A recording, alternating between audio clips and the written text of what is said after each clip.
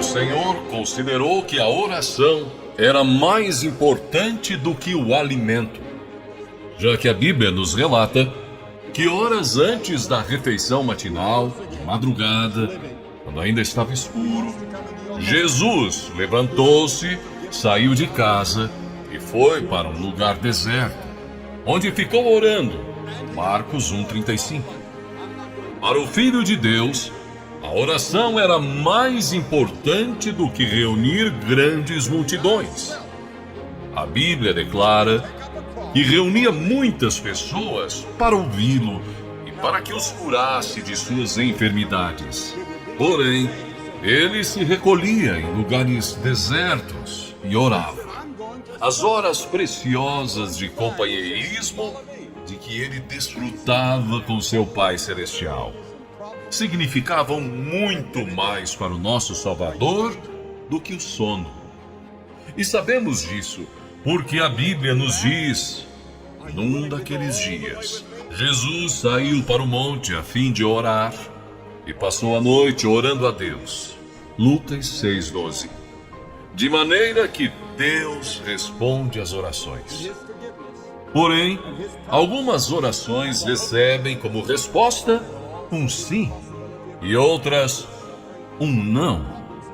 Então, o que podemos dizer sobre as orações sem resposta? A Bíblia diz que existem razões específicas para as orações que não recebem resposta. Pode ser que a sua oração não tenha recebido resposta por causa da desobediência. Um filho desobediente não pode esperar se dar bem.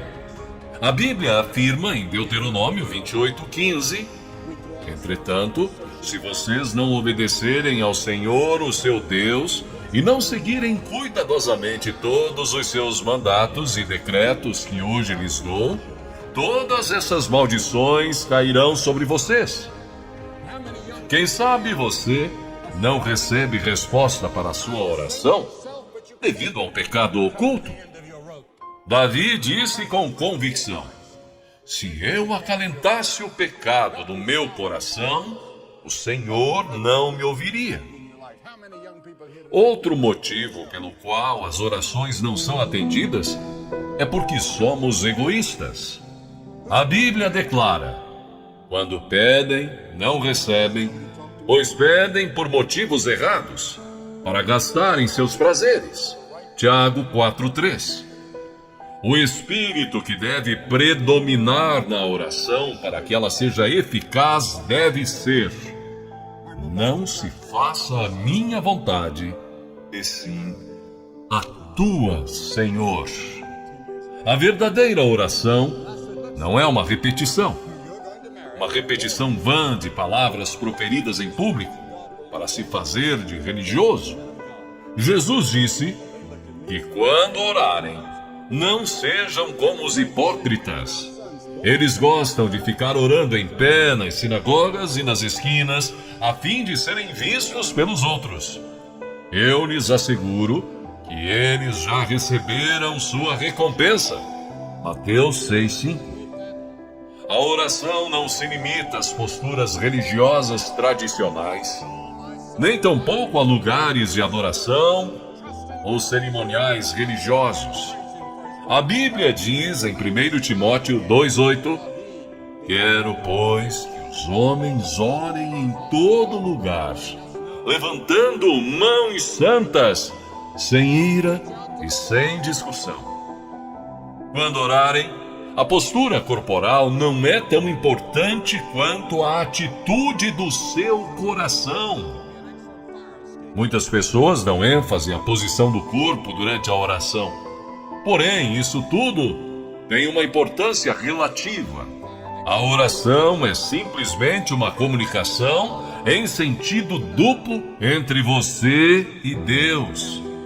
A razão pela qual muitos dos grandes santos fechavam seus olhos para orar era que desejavam colocar de lado as coisas mundanas a fim de que suas mentes pudessem estar concentradas exclusiva e completamente em sua comunicação com Deus. Não obstante, Não está descrito em nenhuma parte das Escrituras que é importante fechar os olhos, mesmo que ajude a desenvolver uma atividade correta de oração. A pergunta seguinte que muitos fazem é: a quem foi dito que ore? As Escrituras nos dão uma resposta: a todos os homens. Mesmo assim, é possível fazer a pergunta: onde devemos orar? Paulo nos dá a resposta quando diz: em toda parte. É possível que outros perguntem também: quando devemos orar? As Escrituras dizem: sempre. A oração é um mandato, um dever, um privilégio. Na era moderna em que estamos vivendo, aprendemos a dominar o poder das poderosas cataratas do Niágara e tirar proveito para o nosso uso. Aprendemos a manter os vapores presos em caldeiras e liberar o seu enorme poder para impulsionar nossas máquinas e fazer avançar os nossos trens.